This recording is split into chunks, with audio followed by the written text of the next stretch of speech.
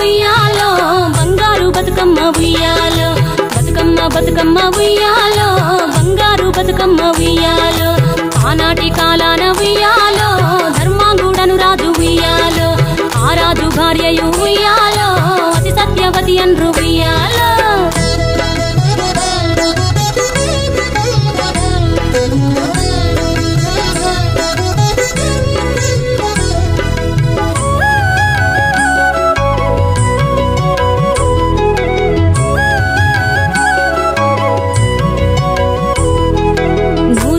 నోమి ఉయ్యాలో 100 మందిని గాంచే ఉయ్యాలో